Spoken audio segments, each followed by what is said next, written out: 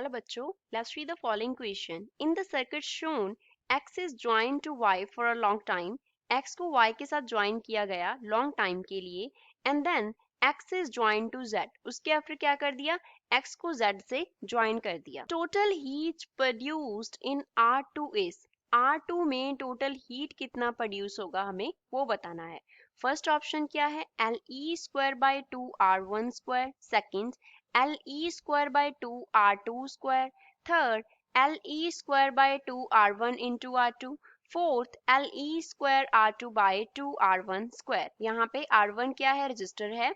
L क्या है? एक इंडक्टर को रिप्रेजेंट करता है. E क्या है? बैटरी है. First of all we will talk about the key concept of the question and after that we will solve it.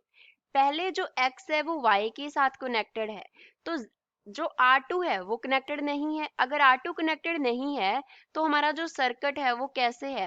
Case 1 हमने कंसिडर किया जब x क्या है? कनेक्टेड है y से. x is connected to y, x y से connected है, तो इस केस में जो सर्किट है वो कैसा बनेगा? यहाँ पे इंडक्टर लगा हुआ है, ये इंडक्टर हो गया L. एक्स वाई से कनेक्ट है, ये x पॉइंट हो गया, y कनेक्टेड हो गया यहाँ पे, और ये लगा हुआ है यहाँ पे रजिस्टर R1 हो गया, और यहाँ पे हो गई बैटरी दिस वन E. तो अब जो करंट R1 के थ्रू फ्लो करेगा वही करंट L के थ्रू फ्लो करेगा. ये हो गया केस 1. अब इस केस में जो इंडक्टर L है वो क्या करेगा? मैग्नेटिक फॉर्म में एनर्जी स्टोर करेगा. इंडक्टर के थ्रू करंट पास कर रहा है तो वो क्या करेगा? मैग्नेटिक फॉर्म में एनर्जी को स्टोर करेगा. अब ये फर्स्ट केस था. अब सेकंड कंसिडर करते हैं. अब क्या कर दिया? x को कनेक्ट कर दिया z से. Now x is connected to z. x क्या है? z से कनेक्टेड है. तो इस केस में हमारा जो सर्किट है वो कैसा बनेगा? अब यहाँ पे इंडक्टर लगा हुआ है, जो R1 एंड E का पाथ है वो क्या हो गया? अब डिस्कनेक्ट हो गया. तो सर्किट कितना रह गया? ये रह गया R2, ये रह गया L, और यहाँ पे है पॉइंट Z. ये Z पॉइंट है, ये क्या है? X पॉइंट है. अब इन दोनों को कनेक्ट कर दिया. अब इस इंडक्टर में जो एनर्जी स्टोर थी उसकी वजह से करंट जो है वो किस में फ्लो करेगा? R2 में फ्लो करेगा. तो R2 में एनर्जी कितना डेसिपेट होगा? R2 में एनर्जी जो डेसिपेट होगा वही हीट प्रोड्यूस करेगा. एनर्जी डेसिपेटेड, और वी कैन से जो हीट प्रोड्यूस होगा वो किसकी वजह से होगा? Due to magnetic energy stored in inductor L. Inductor L ने फर्स्ट केस में एनर्जी मैग्नेटिक फॉर्म में स्टोर कर दिया. सेकंड केस में जब X को Z से कनेक्ट किया तो वो क्या कर देगा? उतनी हीट R2 में प्रोड्यूस करवा देगा, वो अपनी एनर्जी उसमें डेसिपेट करवा देगा.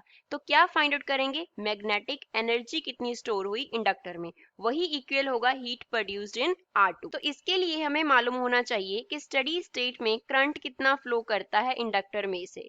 इन स्टडी स्टेट जो करंट होगा, current I in inductor L में करंट I कितना होगा?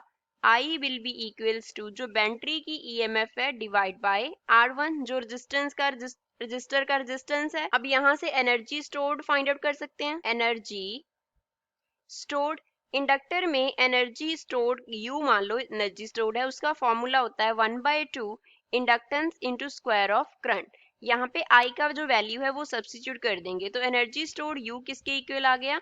1/2 as it is, L as it is, I का square means E upon R1 का क्या आ गया? स्क्वायर आ गया. तो यहाँ से हम लिख सकते हैं LE square divide by 2R1. तो इतनी ही हीट क्या होगी?